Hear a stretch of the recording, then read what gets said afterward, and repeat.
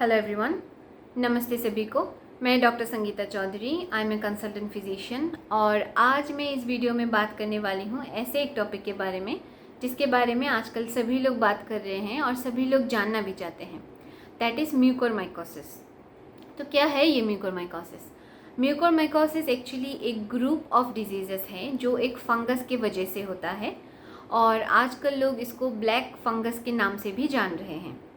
तो ये black fungus और म्यूकोरमाइकोसिस कोई नया डिजीज़ नहीं है, ये बहुत पहले से लोगों को होते आ रहा है, लेकिन लोगों को इसके बारे में इसलिए नहीं पता था क्योंकि ये डिज़ीज़ रेयर है। लेकिन आज जब कोविड-19 का सेकेंड वेव चल रहा है, जहाँ पे बहुत सारे कोविड-19 पेशेंट्स को ये डिज़ीज़ हो रहा है या फिर जो लोग कोविड-19 से रिकवर कर चुके हैं ऐसे पेशेंट्स को भी म्यूकोरमाइकोसिस हो रहा है, तो इसीलिए लोगों को इसके बारे में जानकारी मिल रहा है। तो मैं भी मेरे इस वीडियो के माध्यम से आप लोगों तक कुछ इन्फॉर्मेशंस पहुंचाना चाहती हूं। फर्स्ट ऑफ ऑल, जैसे कि किन लोगों को म्यूकोरमाइकोसिस होने का चांसेस रहता है। जिन लोगों को कोविड-19 हुआ है, जो लोग एट प्रेजेंट कोविड-19 से सफ़र कर रहे हैं या फिर जो लोग रिकवर कर चुके हैं कोविड-19 से but the duration is less than 6 weeks, ऐसे लोगों को म्यूकोरमाइकोसिस होने का चांसेस है।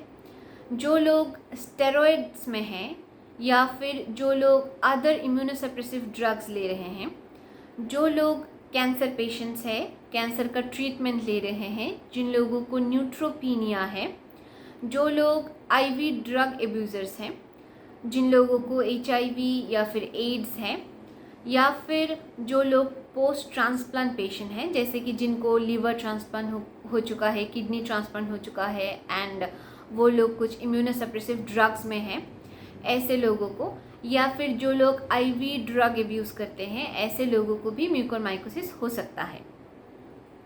अभी हम बात करेंगे what are the types of mucormycosis.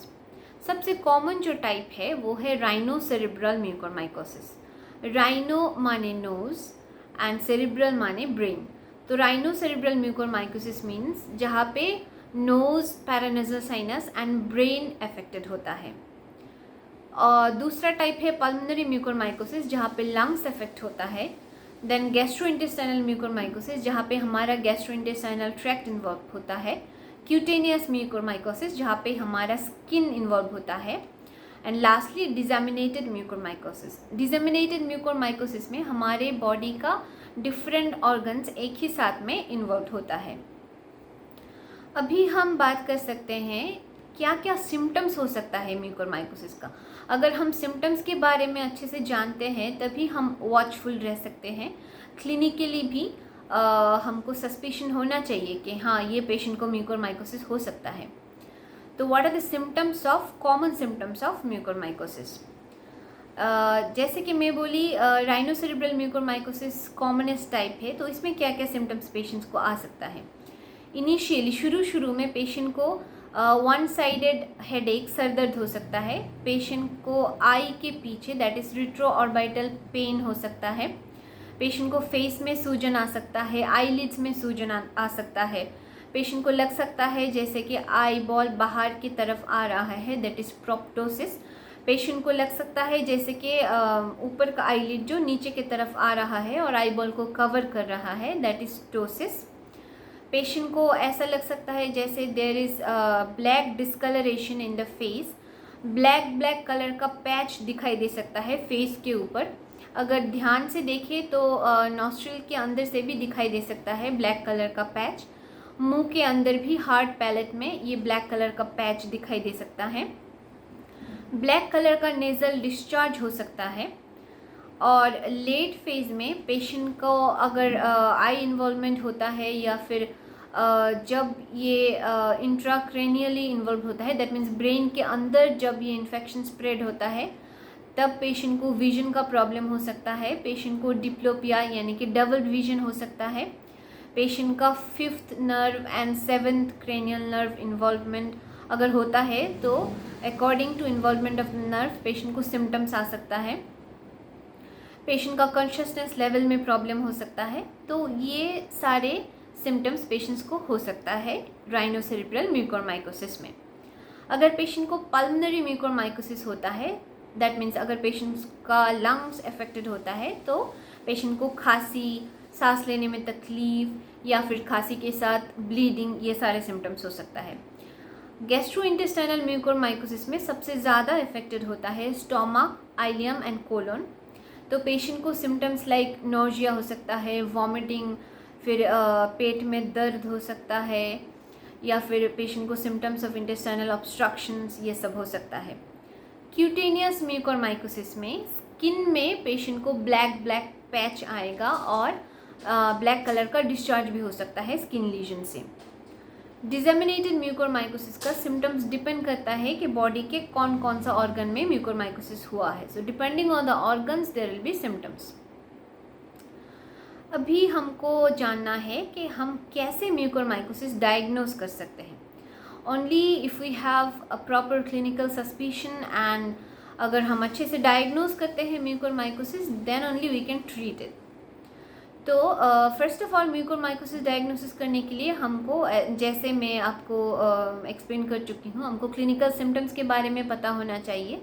अगर हमको क्लिनिकल सस्पिशंस हो रहा है about mucormycosis, then only we will proceed for other investigations जैसे कि हम नेज़ल एंडोस्कोपी कर सकते हैं। नेज़ल एंडोस्कोपी करके हम देख सकते हैं कि ब्लैक कलर का पैच वगैरह है कि नहीं, नेज़ल अल्सरेशन है कि नहीं। अगर कुछ डाउटफुल दिखे तो हम बायोप्सी ले सकते हैं। बायोप्सी लेके we can do fungal staining कर सकते हैं। हम फंगल स्टेनिंग करके हम देख सकते हैं अंडर माइक्रोस्कोप फंगस को, या फिर कल्चर कर सकते हैं एंड हिस्टोपैथोलॉजिकल स्टडी कर सकते हैं। So biopsy and histopathological study it is the gold standard for diagnosis of mucormycosis. हम सीटी स्कैन कर सकते हैं पैरानेजल साइनस का, ब्रेन का, और देख सकते हैं हम if there is an extension up to the brain. In pulmonary mucormycosis हम हाई रेजोल्यूशन सीटी स्कैन कर सकते हैं थोरैक्स का। उसके पहले इनिशियली हम चेस्ट एक्सरे कर सकते हैं, उसमें भी डिफरेंट फाइंडिंग्स आ सकता है, दिखाई दे सकता है म्यूकोरमाइकोसिस का।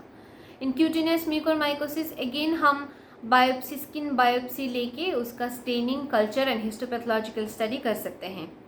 गैस्ट्रोइंटेस्टाइनल म्यूकोरमाइकोसिस के लिए भी हम अपर जीआई एंडोस्कोपी कर सकते हैं या फिर कोलोनोस्कोपी करके सैंपल ले सकते हैं, बायोप्सी ले सकते हैं, and again we can do staining, culture and histopathological study. So इन सारे इन्वेस्टिगेशंस के माध्यम में हम डायग्नोस कर सकते हैं म्यूकोरमाइकोसिस। नाउ हम कैसे ट्रीट कर सकते हैं mucormycosis? What are the treatment options we have? Treatment options में there is combination of surgical treatment as well as medical treatment. Surgery is a very important. Extensive debridement करना चाहिए necrotic tissue का, okay? It is very important. और जो surgical debridement होता है, maybe ये debridement repeatedly करना पड़ सकता है to clear off all the necrotic tissue. Medical management में फ़र्स्ट ऑफ ऑल पेशेंट का जो अंडरलाइंग कंडीशन है उसके तरफ हमको ध्यान देना है। अगर पेशेंट को अनकंट्रोल ब्लड शुगर है तो हमको ब्लड शुगर कंट्रोल करना है। पेशेंट अगर डायबिटिक कीटोएसिडोसिस लेके प्रेजेंट करता है तो हमको इमीडिएटली डायबिटिक कीटोएसिडोसिस का ट्रीटमेंट शुरू करना चाहिए। अगर पेशेंट स्टेरॉयड में है तो हमको जल्दी से स्टेरॉयड का डोज टेपर करके स्टेरॉयड को बंद करना है। पेशेंट अगर दूसरे इम्यूनोसप्रेसेंट ड्रग्स में है या फिर इम्यूनोमॉड्यूलेटेड ड्रग्स में है तो उनको भी स्टॉप करना चाहिए। और जो स्पेसिफिक मेडिकेशंस हम दे सकते हैं in a patient of mucormycosis वो है amphotericin B. Amphotericin B different forms में आता है। एम्फोटेरिसिन डीऑक्सीकोलेट होता है, एम्फोटेरिसिन लाइपोसोमल एम्फोटेरिसिन बी होता है। तो depending on the formulation drug dose भी डिफरेंट होता है और टॉक्सिसिटी प्रोफाइल भी थोड़ा डिफरेंट होता है। अदर देन एम्फोटेरिसिन बी हम यूज़ कर सकते हैं पोसाकोनाजोल, और एक ड्रग है इसावुकोनाजोल, दैट ऑल्सो हम यूज़ कर सकते हैं। बट ड्यूरेशन जो है, ट्रीटमेंट का ड्यूरेशन काफ़ी लंबा होता है। 3 to 6 वीक्स तक हमको एम्फोटेरिसिन बी देना है पेशेंट को, और एल्स तब तक देना है जब तक पेशेंट का सिम्टम्स इम्प्रूव नहीं होता है, पेशेंट का रेडियोलॉजिकल फाइंडिंग्स इम्प्रूव नहीं होता है, पेशेंट का इम्यून स्टेटस बेटर नहीं होता है, तब तक हमको एम्फोटेरिसिन बी देते रहना है। And amphotericin B can be followed by, should be followed by posaconazole. तो ये हो गया treatment options what we have in our hand. ये एक मल्टी डिसिप्लिनरी अप्रोच होना चाहिए, जहाँ पे department of surgery, department of medicine, ENT department, neuro surgery department, ophthalmology department, इन सारे डिपार्टमेंट्स को एक साथ मिलके पेशेंट को ट्रीट करना होता है। अभी मैं बोलूँगी सबसे इम्पॉर्टेंट जो है वो है प्रिवेंशन। हम कैसे प्रिवेंट कर सकते हैं म्यूकोरमाइकोसिस। डेफिनेटली अगर हम वॉचफुल रहे, हमको अच्छे से नॉलेज है अबाउट म्यूकोरमाइकोसिस, तो हम ये प्रिवेंट कर सकते हैं। फर्स्ट ऑफ ऑल हमको ये देखना है कि we can maintain the cleanliness of the environment को क्लीन रखना है, सो दैट पेशेंट को एक्सपोज ना होना पड़े ये ग्रुप ऑफ फंगस से। अगर पेशेंट को हमको स्टेरॉइड देना है तो it should be very much judicious use of steroid. हमको राइट टाइम में स्टेरॉइड देना है, एट द राइट डोज में देना है, और करेक्ट ड्यूरेशन तक देना है। प्रोलॉन्ग ड्यूरेशन तक नहीं देना है, जितना दिन पेशेंट को चाहिए उतना दिन के लिए ही देना है। ओके उसके बाद हमको ध्यान रखना है कि अगर हम एंटीबायोटिक यूज़ करना चाहते हैं या फिर एंटी फंगल यूज़ करना चाहते हैं, तभी यूज़ करें जब एक्चुअली रियल में पेशेंट को ज़रूरत है। Only and only when it is indicated, then only we should use. Prophylactic use का ज़रूरत नहीं है। हमको और भी ध्यान रखना है कि बहुत सारे लोग आजकल कोविड-19 की वजह से सप्लीमेंटल ऑक्सीजन में है, तो हमको ये ध्यान रखना है जो ह्यूमिडिफायर है, ऑक्सीजन एक ह्यूमिडिफायर के अंदर से होके जाता है ऑक्सीजन को मॉइस्ट करने के लिए। तो ये ह्यूमिडिफायर में हम जो पानी यूज़ करते हैं वो डिस्टिल वाटर या फिर स्टेराइल वाटर होना चाहिए। हमको टैप वाटर वगैरह या फिर मिनरल वाटर वगैरह ह्यूमिडिफायर में कभी भी यूज़ नहीं करना चाहिए। एंड ह्यूमिडिफायर का regular cleaning is very very important.